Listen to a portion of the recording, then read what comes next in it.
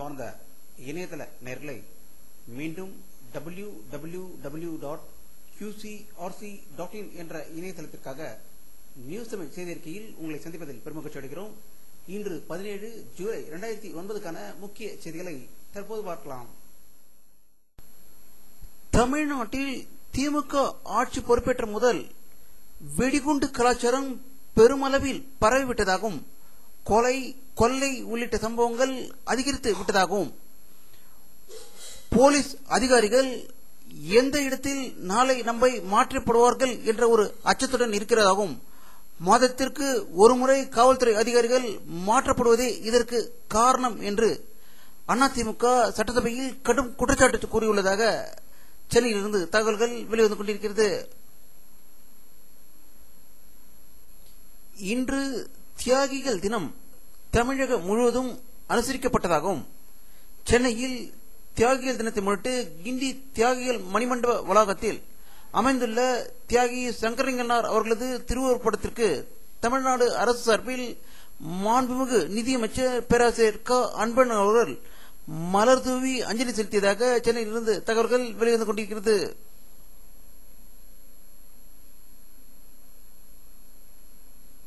ராமேஸ்வரத்திலிருந்து கடலில் மீன்பிடிக்க சென்ற 4 மீனவரை காணவில்லை என்றும் அவர்களை இலங்கை கடற்படையினர் கடத்தி சென்றிருக்கலாம் என்று ராமேஸ்வரத்திலிருந்து தகவல்கள் வெளிவந்து கொண்டிருக்கிறது.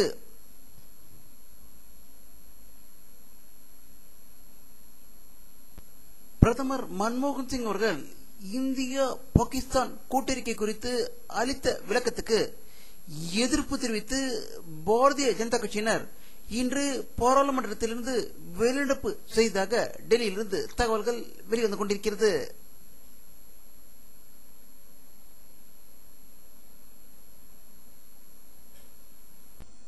All India Council of Technical Education பொறியியல் இன்ஜினியரிங் கல்லூரிகளுக்கு அனுமதி வழங்கும் தலைமையிடமாக டெல்லியில் திகழும் இந்த அலுவலகத்தில் சிபிஐ திடீரென்று சோதனை நடத்தியதில் அதன் தலைவர் பொதுச் செயலாளர் ஆகியோர் கைது செய்யப்பட்டதாகவும் இன்ஜினியரிங் கல்லூரியின் சோதனைக்கு 5 லட்சம் ரூபாய் லஞ்சம் வாங்கியதாக சிபிஐ குற்றம் சாட்டி அங்குள்ள 5 அதிகாரிகளை கைது செய்திருப்பதாக டெல்லியிலிருந்து தகவல்கள் வெளிவந்து கொண்டிருக்கிறது.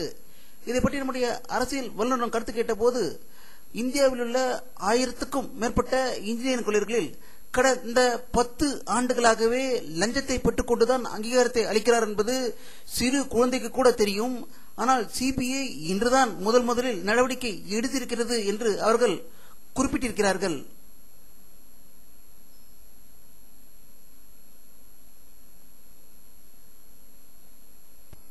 உத்தரப்பிரதேச மாநிலம் அமேதி தொகுதியில் காங்கிரஸ் பொதுச் செயலாளர் ராகுல் காந்தி வாக்காளர்களை சந்தித்து நன்றி கூறினார்.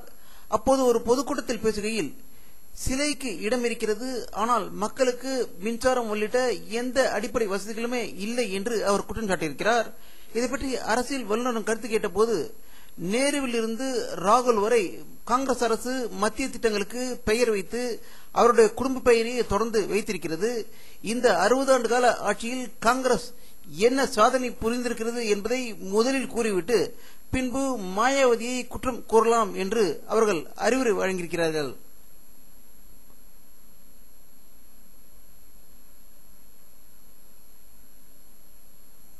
இந்தோனேஷிய தலைநகரான ஜகார்த்தாவில் உள்ள மேரிட் ரிசார்ட் கார்டன் ஆகிய 2 ஓட்டல்களில் இன்று காலை அடுத்தடுத்து குண்டு வெடித்ததாகவும் இதில் 10 வெளிநாட்டினர் பலியாகியுள்ளதாகவும் 20க்கும் மேற்பட்டோர் படுகாயம் அடைந்துள்ளதாக ஜகார்த்தாவிலிருந்து செய்திகள் வெளிவந்து கொண்டிருக்கிறது.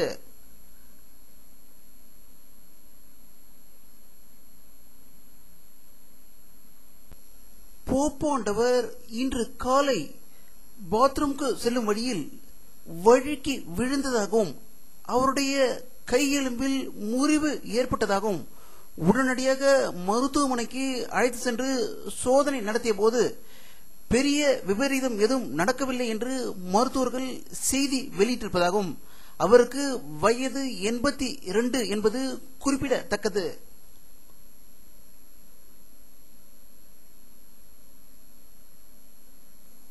இந்தியா சொந்தமாக தயாரித்த சந்திராயன்-1 விண்கலம் கடந்த ஆண்டு அக்டோபர் மாதம் 22ஆம் தேதி விண்ணில் ஏவப்பட்டது. இது 2 வருடம் முழுமையாக செயல்பட முடியாது என்று விஞ்ஞானிகள் கருத்து தெரிவித்திருப்பதாகவும், இதை பற்றி அத்துறையின் தலைவர் திரு மாதவன் நாயர் கூறுகையில், சந்திராயன்-1 விண்கலம் ஏற்கனவே தனது பணிகளை செய்து முடித்துவிட்டது எனவும், தமது திட்டத்தில் பாதிப்பு எதுவும் ஏற்படவில்லை என்றும், இந்த பழுது அடுத்து சந்திராயன் திட்டங்களுக்கு எந்த பாதிப்பும் ஏற்படாது என்றும், இந்த கோளாறு விரைவில் சரி செய்யப்படும் என்று கூறியிருப்பதாக தகவல்கள் வெளிவந்து கொண்டிருக்கிறது.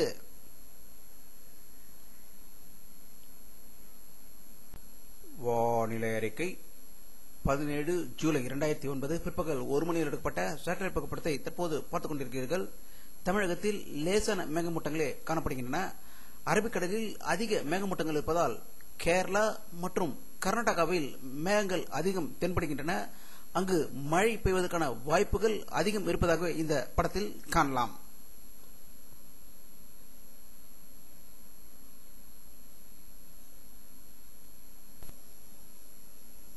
இத்துடன் இந்த செய்தி அறிக்கை நிறைவடைகிறது. மீண்டும் நியூஸ் தமிழ் செய்தி அறிக்கையில் உங்களை சந்திக்கும் வரை உங்களிடமிருந்து விடைபெறுவது உங்கள் கே பாலாஜி. நன்றி.